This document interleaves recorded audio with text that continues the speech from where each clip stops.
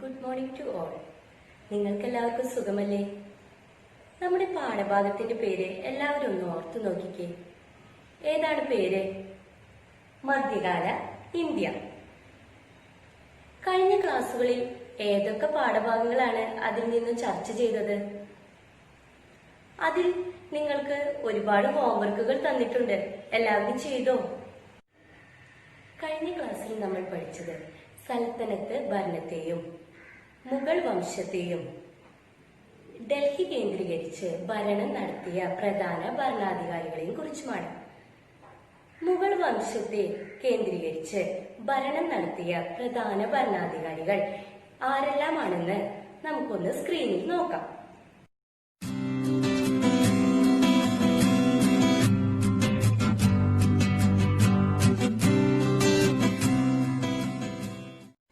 സ്ക്രീനിൽ മുഗൾ രാജവംശത്തിലെ പ്രധാനപ്പെട്ട അധികാരികളെ നമ്മൾ കണ്ടു. ടീച്ചറോടൊപ്പം ഒന്നുകൂടി ഒന്ന് പറഞ്ഞു നോക്കിയാലോ? എല്ലാവരും ഒന്ന് പറയണേ. ആദ്യത്തെ ഭരണാധികാരി ആരായിരുന്നു? ബാബർ അല്ലേ? Very good. അടുത്തത് ഹുമയൂൺ, അക്ബർ, ജഹാംഗീർ, ഷാജഹാൻ. അവസാനമായിട്ട് അധികാരത്തിലെത്തിയത് ആരായിരുന്നു? ഒന്ന് ഓർത്തു നോക്കിക്കേ. ഔറംഗസേബ്. ടീച്ചർ ഒരു ചോദ്യം ചോദിക്കട്ടെ. ഡൽഹി മാത്രമായിരുന്നോ ഇന്ത്യയുടെ പ്രധാന അധികാര കേന്ദ്രം? അതോ മറ്റു ചിലയിടങ്ങളിലും അധികാര കേന്ദ്രങ്ങൾ ഉണ്ടായിരുന്നോ? നിങ്ങൾക്കറിയാമോ? നമുക്കൊന്ന് പരിശോധിച്ചു നോക്കാം. ദക്ഷിണേന്ത്യ കേന്ദ്രീകരിച്ച് 3 രാജവംശങ്ങളും പശ്ചിമേന്ത്യ കേന്ദ്രീകരിച്ച് 1 രാജവംശവും മധ്യകാല ഇന്ത്യയിൽ നിലനിന്നിരുന്നു. അവ ഏതൊക്കെയാണെന്ന് നമുക്കൊന്ന് സ്ക്രീനിൽ നോക്കാം. ദക്ഷിണേന്ത്യ കേന്ദ്രീകരിച്ചും പശ്ചിമേന്ത്യ കേന്ദ്രീകരിച്ചും മധ്യകാല ഇന്ത്യയിൽ നിലനിന്ന രാജ്യങ്ങൾ ഏതെന്ന് നോക്കാം. ആദ്യമായി ദക്ഷിണേന്ത്യ കേന്ദ്രീകരിച്ച് നിലനിന്ന രാജ്യങ്ങൾ ചോള രാജ്യം, വിജയനഗരം, ബാഹ്മിനി. പശ്ചിമേന്ത്യ കേന്ദ്രീകരിച്ച് നിലനിന്ന രാജ്യം മറാത്ത. സ്ക്രീനിൽ കണ്ട കാര്യങ്ങൾ ഒന്നുകൂടി നമുക്ക് ഓർത്തു നോക്കിയാലോ? ദക്ഷിണേന്ത്യ കേന്ദ്രീകരിച്ച് എത്ര രാജ്യങ്ങളായിരുന്നു നിലനിന്നിരുന്നത്? ഒന്ന് പറഞ്ഞു നോക്കിക്കേ. Very good. 3 രാജ്യങ്ങളാണ്. അവയുടെ പേരുകൾ നമുക്കൊന്ന് പറയാം. ടീച്ചറോടൊപ്പം എല്ലാവരും ഒന്ന് പറയണേ. ചോള രാജ്യം, വിജയനഗരം, ബാഹ്മിനി. ഇനി നമുക്ക് പശ്ചിമേന്ത്യ കേന്ദ്രീകരിച്ച് എത്ര രാജ്യങ്ങൾ നിലനിന്നിരുന്നു? 1 രാജ്യം അല്ലേ? ആ രാജ്യത്തിന്റെ പേര് എന്താണെന്ന് നിങ്ങൾക്ക് ഓർമ്മയുണ്ടോ? മറാത്ത രാജ്യം. Very good. ഇനി നമുക്ക് ഈ രാജ്യങ്ങളെ കുറിച്ചൊന്ന് ചർച്ച ചെയ്താലോ? ദക്ഷിണേന്ത്യയിലെ ആദ്യത്തെ രാജ്യം ഒന്ന് പറഞ്ഞു നോക്കി.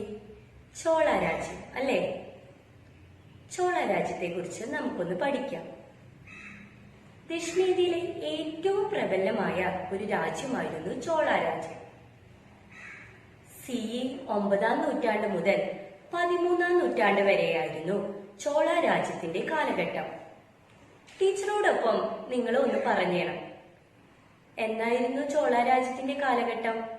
CE 9-ാം നൂറ്റാണ്ട് മുതൽ 13-ാം നൂറ്റാണ്ട് വരെ. രാജരാജ ചോളനും രാജേന്ദ്ര ചോളനുമായിരുന്നു ആ രാജ്യത്തിന്റെ പ്രധാന ഭരണാധികാരികൾ. ടീച്ചറോടൊപ്പം ഒന്നുകൂടി പറയണേ ആ പേരുകൾ. രാജരാജ ചോളനും, വെരി ഗുഡ്, രാജേന്ദ്ര ചോളനുമായിരുന്നു ആ കാലഘട്ടത്തിലെ അധികാരികൾ. രാജേന്ദ്ര ചോളൻ ആ കാലഘട്ടത്തിൽ തന്റെ രാജ്യത്തെ ഗംഗാതടം വരെ വ്യാപിപ്പിച്ചിരുന്നു. അതുകൊണ്ട് തന്നെ അദ്ദേഹത്തെ ഗംഗെ കൊണ്ട ചോളൻ എന്ന പേരിലും അറിയപ്പെട്ടിരുന്നു. ഇനി നമുക്ക് സ്ക്രീനിൽ ഒരു ചിത്രം കണ്ടാലോ? നമുക്കെല്ലാവർക്കും സ്ക്രീനിലൊന്ന് നോക്കാം.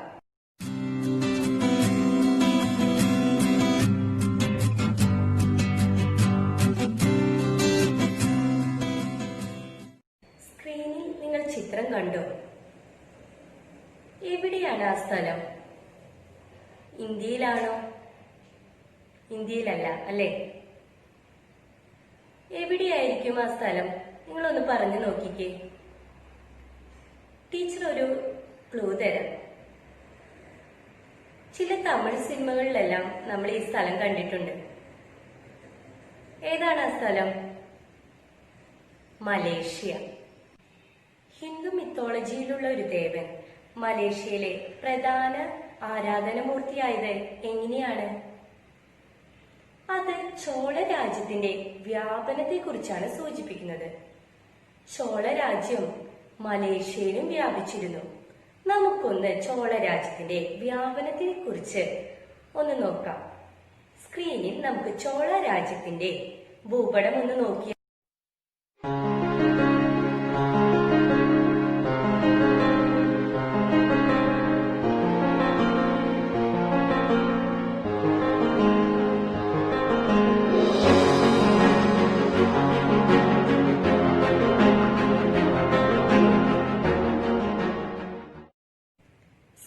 നമ്മൾ ചോള രാജ്യത്തിന്റെ വ്യാപനത്തെ കുറിച്ച് കണ്ടു.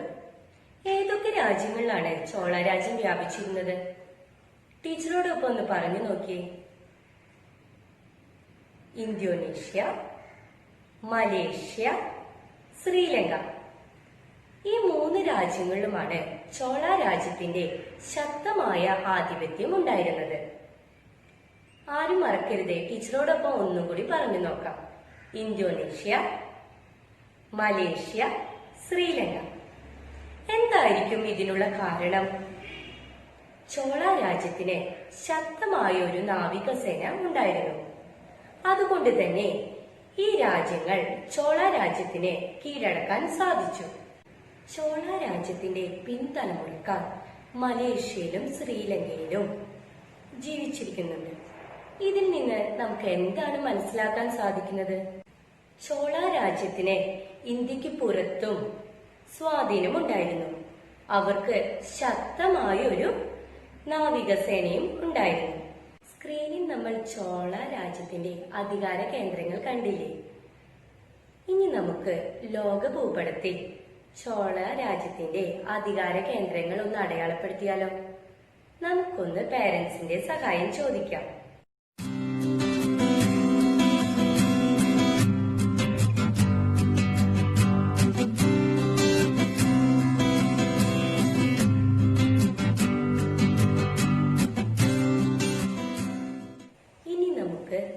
ദക്ഷിണേന്ത്യ കേന്ദ്രീകരിച്ച് നിലനിന്ന രണ്ടാമത്തെ രാജ്യം ഏതെന്ന് നോക്കാം. ഏതാണ് രണ്ടാമത്തെ രാജ്യം? വിജയനഗരം അല്ലേ? വിജയനഗരത്തെ കുറിച്ച് നമുക്കൊന്ന് പഠിക്കാം. പേർഷ്യൻ സഞ്ചാരിയായിരുന്ന അബ്ദുൾ റസാഖിന്റെ ഒരു യാത്രാ വിവരണം നമുക്ക് സ്ക്രീനിലൊന്ന് കണ്ടു നോക്കാം. അബ്ദുൾ റസാഖിന്റെ യാത്രാ വിവരണത്തിൽ നിന്നും വിജയനഗരത്തിന്റെ പ്രത്യേകതകൾ നമ്മൾക്ക് ഒന്ന് കാണാം. സ്ക്രീനിൽ എല്ലാവരും ശ്രദ്ധിക്കണേ.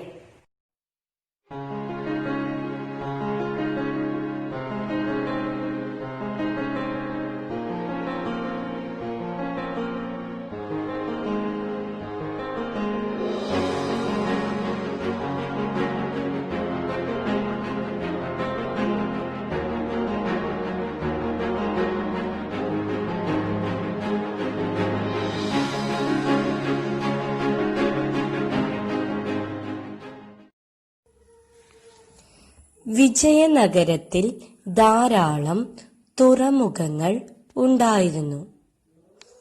ഭൂരിഭാഗ പ്രദേശങ്ങളും ഫലഭൂഷ്ഠതയുള്ളതും പതിവായി കൃഷിയിറക്കാൻ സാധിക്കുന്നതുമാണ്.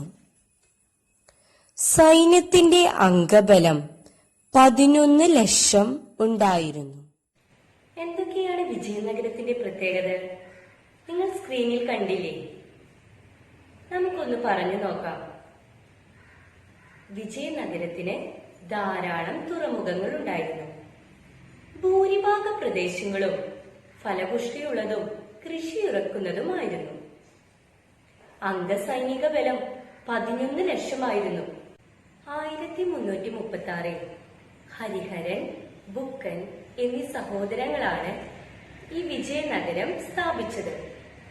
കുട്ടികൾ ഒന്നുകൂടി ഒന്ന് പറഞ്ഞ ടീച്ചറോടൊപ്പം. ഹരിഹരൻ, ബുക്കൻ. വിജയനഗരത്തിന്റെ തലസ്ഥാനം ഏതാണെന്ന് നിങ്ങൾക്ക് അറിയണ്ടേ?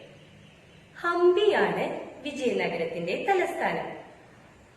കൃഷ്ണദേവരായിരുന്നു വിജയനഗരത്തിന്റെ പ്രധാന ഭരണാധികാരി. ഒന്നും കൂടി ഒന്ന് പറഞ്ഞേ, ആരായിരുന്നു വിജയനഗരത്തിന്റെ പ്രധാന ഭരണാധികാരി? കൃഷ്ണദേവ രായ. Very good. ഇനി നമുക്ക് വിജയനഗരത്തിന്റെ ചിത്രങ്ങളൊന്ന് സ്ക്രീനിൽ കാണാം.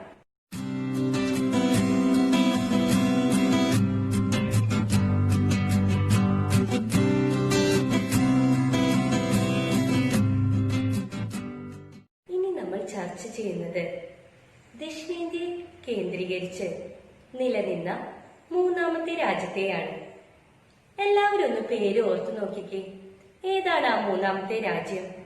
ബാഹ്മിനി അല്ലെ? 1347 ഹസൻ മുഹമ്മദ് എന്ന സൈനികനാണ് ഈ ബാഹ്മിനി രാജ്യം സ്ഥാപിച്ചത്. രാജാവായ ശേഷം അദ്ദേഹം തന്റെ പേര് അലാവുദ്ദീൻ ഹസൻ ബഹ്മാൻ ഷാ എന്നാക്കി മാറ്റി. അതോടൊപ്പം തന്നെ അദ്ദേഹം തന്റെ രാജ്യത്തിന്റെ വിസ്തൃതി കൂട്ടുകയും ചെയ്തു. തുംഗഭദ്ര, കൃഷ്ണ എന്ന നദികൾക്കിടയിൽ സ്ഥിതി ചെയ്യുന്ന ഒരു പ്രദേശമാണ് റേച്ചൂർ. റേച്ചൂർ പ്രദേശത്തെ കുറിച്ച് നിങ്ങൾ കേട്ടിട്ടുണ്ടോ? ബാഹ്മിനി രാജ്യത്ത് നിലനിന്നിരുന്ന വളരെ ഫലപുഷ്ടിതയുള്ള ഒരു പ്രദേശമായിരുന്നു റേച്ചൂർ. ടീച്ചർ പറഞ്ഞു, ഏത് നദികൾക്കിടയിലാണ് റേച്ചൂർ പ്രദേശം സ്ഥിതി ചെയ്തിരുന്നത്? ഒന്ന് പറഞ്ഞു നോക്കി. ഏത് നദികൾക്കിടയിലാണ്? തുംഗഭദ്ര, കൃഷ്ണ. Very good. തുംഗഭദ്ര, കൃഷ്ണ എന്നീ നദികൾക്കിടയിലാണ് ഈ പ്രദേശം സ്ഥിതി ചെയ്തിരുന്നത്. ദക്ഷിണേന്ത്യയുടെ നെല്ലറ എന്നാണ് ഈ റേച്ചൂർ പ്രദേശം അറിയപ്പെട്ടിരുന്നത്. ഈ റേച്ചൂർ പ്രദേശത്തിനു വേണ്ടി ബാഹ്മിനി രാജ്യവും വിജയനഗരവും ഒരുപാട് യുദ്ധം ചെയ്തിരുന്നു. ഒരേ കാലഘട്ടത്തിലാണ് ഈ രാജ്യങ്ങൾ ഭരണം നടത്തിയത്. ഈ രാജ്യത്തിന്റെ ഭരണകാലഘട്ടം ഒന്ന് ഓർത്തു നോക്കാമോ? ബാഹ്മിനിയുടെ ഭരണകാലഘട്ടം ഏതാണ്? 1347. എന്നാൽ വിജയനഗരത്തിന്റേതോ 1336. ഈ രണ്ട് രാജ്യങ്ങളും ഫലപുഷ്ടിത നിറഞ്ഞ റേച്ചൂർ പ്രദേശത്തിനു വേണ്ടി വൻ യുദ്ധങ്ങൾ നടത്തിയിരുന്നു. ഇനി സ്ക്രീനിൽ നമുക്ക് റേച്ചൂർ പ്രദേശത്തെ കുറിച്ചൊന്ന് കാണാം. ഭൂപടത്തിൽ എല്ലാവരും റേച്ചൂർ എന്ന പ്രദേശം കണ്ടില്ലേ? ടീച്ചർ ഒരു ചോദ്യം ചോദിക്കാം. ഇന്ത്യയിലെ ഏതൊക്കെ സംസ്ഥാനങ്ങളിലാണ് റേച്ചൂർ പ്രദേശം കിടക്കുന്നത്? നിങ്ങൾ റേച്ചൂർ പ്രദേശത്തിന്റെ ഭൂപടം സ്ക്രീനിൽ കണ്ടുവല്ലേ? എല്ലാവരും ശ്രദ്ധിച്ചോ റേച്ചൂർ പ്രദേശം? ടീച്ചർ ഒരു ചോദ്യം ചോദിക്കട്ടെ. റേച്ചൂർ പ്രദേശം ഏതു സംസ്ഥാനങ്ങളിലാണ് കിടക്കുന്നത്? എല്ലാവരും ഒന്ന് പറയാൻ ശ്രമിച്ചേ. ഒന്ന് പറഞ്ഞു നോക്കൂ. റേച്ചൂർ പ്രദേശം സ്ഥിതി ചെയ്യുന്നത് തെലങ്കാന, കർണാടക എന്നീ സംസ്ഥാനങ്ങളിലാണ്. നമ്മൾ റേച്ചൂർ പ്രദേശം സ്ഥിതി ചെയ്യുന്ന സംസ്ഥാനങ്ങൾ കണ്ടു. ടീച്ചറോടൊപ്പം ഒന്നും കൂടി ഒന്ന് പറയാമോ?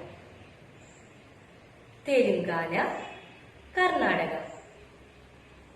ഇനി നമുക്ക് ബാഹ്മിനി രാജ്യത്തെയും അവിടുത്തെ പ്രധാന കേന്ദ്രങ്ങളെയും അവിടുത്തെ കോയിൻസിനെ എല്ലാം പരിചയപ്പെടാം.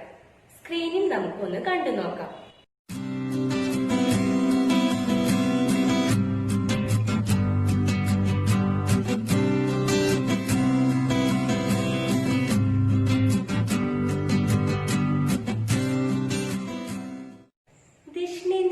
കേന്ദ്രീകരിച്ച് നിലനിന്ന 3 രാജ്യങ്ങൾ നമ്മൾ പഠിച്ചു.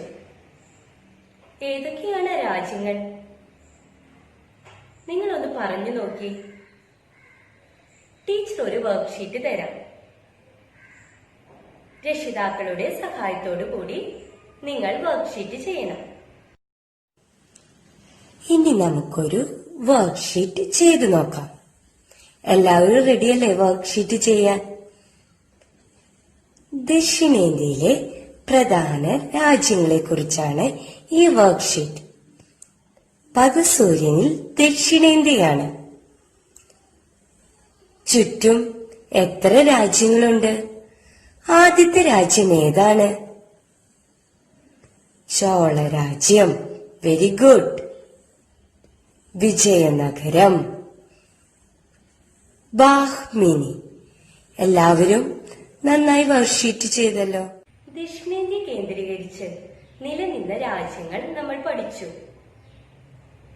ഇനി നമ്മൾ പഠിക്കുന്നത് പശ്ചിമേന്ത്യയിലെ രാജ്യത്തെ കുറിച്ചാണ്. എത്ര രാജ്യമുണ്ടായിരുന്നു പശ്ചിമേന്ത്യയിൽ? ഒന്ന് പറഞ്ഞു നോക്കി. ഒറ്റ രാജ്യമേ ഉണ്ടായിരുന്നുള്ളൂ പശ്ചിമേന്ത്യയിൽ. ഏതായിരുന്നു ആ രാജ്യം? മറാത്ത രാജ്യം. ടീച്ചറോടൊപ്പം ഒന്നും കൂടി പറയണേ. ഏതായിരുന്നു ആ രാജ്യം? മറാത്ത രാജ്യം. Very good. സി 17-ാം നൂറ്റാണ്ടിൽ ഇന്ത്യയുടെ പടിഞ്ഞാറേ തീരം കേന്ദ്രീകരിച്ച് നിലനിന്ന ഒരു രാജ്യമായിരുന്നു മറാത്ത രാജ്യം. എല്ലാവരും ഒന്ന് പറഞ്ഞേ, ഏതായിരുന്നു ആ രാജ്യം? മറാത്ത രാജ്യം. വിന്ധ്യ സത്പുര പർവ്വതങ്ങളും നർമ്മദ താപ്തി നദികളും ഈ മറാത്ത രാജ്യത്തെ മറ്റു പ്രദേശങ്ങളിൽ നിന്നെല്ലാം വേർതിരിച്ചിരുന്നു. ഏതൊക്കെയാണ് ആ പർവ്വതങ്ങളും നദികളും? ഒന്ന് പറഞ്ഞേ. പർവ്വതങ്ങളുടെ പേര് ഒന്ന് ഓർക്കാമോ? വിന്ധ്യ, സത്പുര. നദികളോ? നർമ്മദ, താപ്തി. ഈ ഭൂമിശാസ്ത്ര പ്രത്യേകതകൾ കൊണ്ട് തന്നെ മറാത്ത രാജ്യത്തിന് ഒരുപാട് വികസനമുണ്ടായി. മറാത്ത രാജ്യത്തിന്റെ പ്രധാന ഭരണാധികാരിയായിരുന്നു ശിവജി. അദ്ദേഹത്തിന്റെ സ്ഥാനപ്പേര് എന്തായിരുന്നു? ഛത്രപതി എന്നായിരുന്നു അദ്ദേഹത്തിന്റെ സ്ഥാനപ്പേര്. എല്ലാവരും ഒന്ന് എന്റെ ഒപ്പം പറഞ്ഞേ, ആരായിരുന്നു മറാത്ത രാജ്യത്തിന്റെ പ്രധാന ഭരണാധികാരി? ശിവജി. Very good. അദ്ദേഹത്തിന്റെ സ്ഥാനപ്പേര് ഛത്രപതി എന്നായിരുന്നു. പശ്ചിമേന്ത്യ കേന്ദ്രീകരിച്ച് നിലനിന്ന ഒരു രാജ്യമാണ് മറാത്ത രാജ്യം. ഈ മറാത്ത രാജ്യത്തിന്റെ തലസ്ഥാനം ഏതാണെന്ന് അറിയണ്ടേ? പൂനെയാണ് മറാത്ത രാജ്യത്തിന്റെ തലസ്ഥാനം. നിങ്ങൾ എല്ലാവർക്കും സുപരിചിതമായ ഒരു പേരാണ് പൂനെ. എങ്ങനെയാണ്? ഇന്ന് ഇപ്പോൾ നടക്കുന്ന രോഗമാണ് കോവിഡ്. കോവിഡ് ഒരുപാട് റിപ്പോർട്ട് ചെയ്തിരിക്കുന്ന ഒരു സ്ഥലമാണ് പൂനെ. അതുകൊണ്ട് തന്നെ ഈ പേര് ഓർക്കാൻ ഒട്ടും വിഷമമില്ല. ഏതാണ് മറാത്ത രാജ്യത്തിന്റെ പ്രധാന ഭരണകേന്ദ്രം? എല്ലാവരും ഒന്ന് പറഞ്ഞേ. പൂനെ. മറാത്ത രാജ്യത്തിന് ഒരുപാട് ശത്രുക്കൾ ഉണ്ടായിരുന്നു. ഈ ശത്രുക്കളുടെ ആക്രമണത്തിൽ ഒരു പരിധിവരെ തടഞ്ഞിരുന്നത് മറാത്ത രാജ്യത്തിന്റെ വിന്ധ്യ സത്പുര പർവ്വതങ്ങളും നർമ്മദ താപ്തി നദികളുമായിരുന്നു. ഏതായിരുന്നു ശത്രുക്കളുടെ ആക്രമണത്തിൽ മറാത്ത രാജ്യത്തെ രക്ഷിച്ചത്? ഒന്ന് പറഞ്ഞേ ടീച്ചറോടൊപ്പം. ഏതു പർവ്വതങ്ങളാണ്? വിന്ധ്യ, സത്പുര. Very good. ഏത് നദികളാണ്? നർമ്മദ, താപ്തി. ഇനി നമുക്ക് മറാത്ത രാജ്യത്തിന്റെ ഭൂപടങ്ങളും അവിടുത്തെ ഭരണകേന്ദ്രങ്ങളും എല്ലാം സ്ക്രീനിൽ ഒന്ന് പരിചയപ്പെടാം.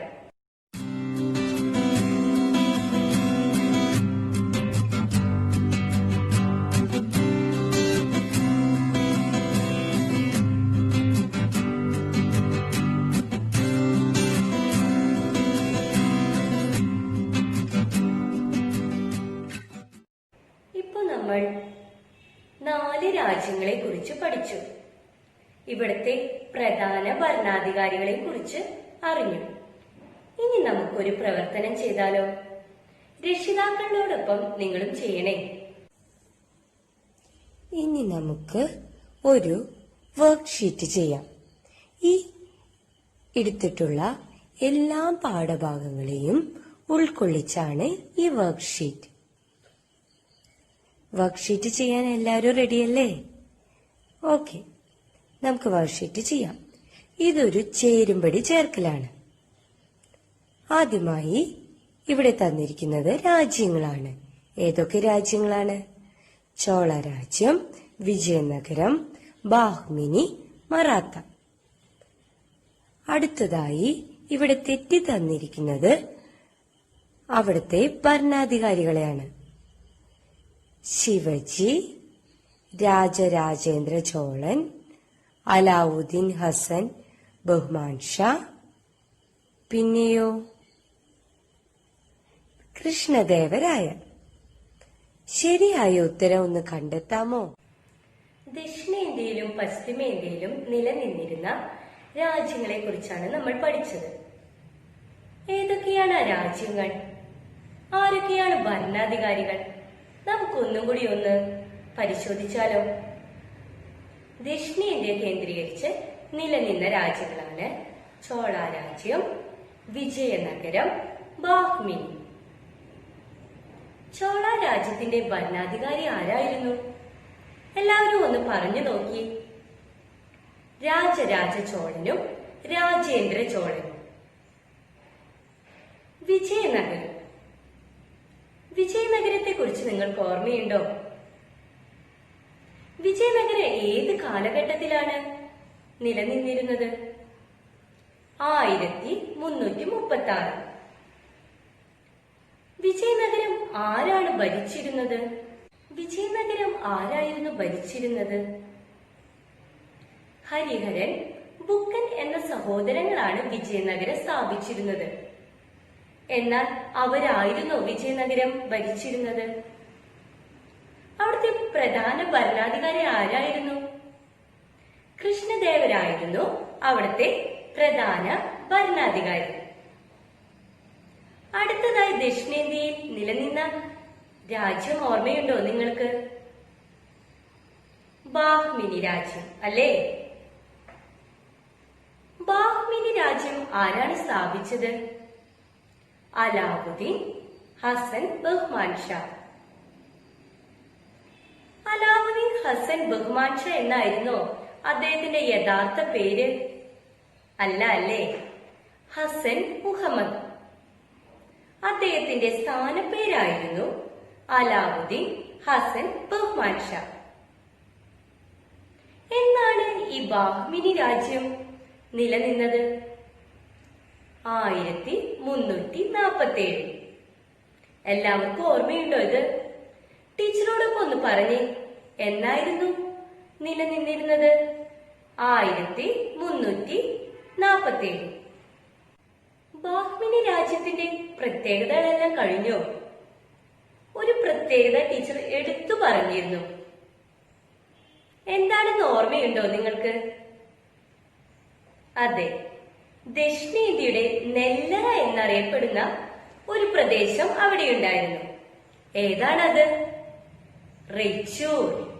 ഒന്നും കൂടി ഒന്ന് ആവർത്തിച്ചു പറഞ്ഞേ. റെയ്ച്ചൂർ. ഏത് നദികൾക്കിടയിലാണ് റെയ്ച്ചൂർ പ്രദേശം സ്ഥിതി ചെയ്തിരുന്നത്? എല്ലാവരും ഒന്ന് ഓർത്തു നോക്കിയേ. തുംഗഭദ്ര, കൃഷ്ണ നദികൾക്കിടയിൽ. Very good. റെയ്ച്ചൂർ പ്രദേശത്തിന്റെ പ്രത്യേകതകളൊക്കെ ടീച്ചർ പറഞ്ഞു. ഏതെല്ലാം രാജ്യമാണ് റെയ്ച്ചൂർ പ്രദേശത്തിനായി യുദ്ധം ചെയ്തത്? ഒന്ന് ഓർത്തു നോക്കൂ. ബാഹ്മിനിയും വിജയനഗരവും. അവർ ഒരേ കാലഘട്ടത്തിൽ ഭരിച്ചവരായിരുന്നു. ഈ രാജ്യങ്ങളാണ് ദക്ഷിണേന്ത്യ കേന്ദ്രീകരിച്ച് ഭരണങ്ങൾ നടത്തിയത്. ഇനി നമുക്ക് പശ്ചിമേന്ത്യയിലേക്ക് ഒന്ന് നോക്കാം. പശ്ചിമേന്ത്യയിൽ ഒരു രാജ്യമേ ഉണ്ടായിരുന്നുള്ളൂ ഭരണം നടത്താൻ. ഏതായിരുന്നു ആ രാജ്യം? മറാത്ത രാജ്യം. മറാത്ത രാജ്യത്തെ കുറിച്ച് നമ്മൾ ഒരുപാട് പഠിച്ചു അല്ലേ? ഭൂപ്രദേശങ്ങൾ കൊണ്ട് തന്നെ വളരെ പ്രത്യേകതകൾ നിറഞ്ഞ ഒരു പ്രദേശമായിരുന്നു മറാത്ത. എന്തൊക്കെയായിരുന്നു ആ പ്രത്യേകതകൾ? വിന്ധ്യ, സത്പുര എന്ന പർവ്വതങ്ങളും നർമ്മദ, താപ്തി എന്ന നദികളും മറാത്ത രാജ്യത്തെ ഒരുപാട് പ്രദേശങ്ങളിൽ നിന്നും വേർതിരിച്ചു. അതുകൊണ്ട് തന്നെ മറാത്ത രാജ്യത്തിന് ഒരുപാട് വികസനവും ഉണ്ടായിരുന്നു. ആരായിരുന്നു മറാത്ത രാജ്യം ഭരിച്ചിരുന്നത്? എല്ലാവരും ഒന്ന് ഓർത്തു നോക്കിക്കേ. ആരാണ്? ശിവജിയാണ് മറാത്ത രാജ്യം ഭരിച്ചിരുന്നത്. അദ്ദേഹത്തിന്റെ സ്ഥാനപ്പേര് ഓർമ്മയുണ്ടോ? ഛത്രപതിയാണ് അദ്ദേഹത്തിന്റെ സ്ഥാനപ്പേര്. Very good, Chhatrapati. ഇനി നമ്മൾ പഠിച്ച ഡൽഹി അധികാര കേന്ദ്രമാക്കിയ രാജവംശങ്ങളും പശ്ചിമേന്ത്യയിലും ദക്ഷിണേന്ത്യയിലും നിലനിന്ന രാജവംശങ്ങളും സ്ക്രീനിലൊന്ന് നമുക്ക് കണ്ടു നോക്കാം.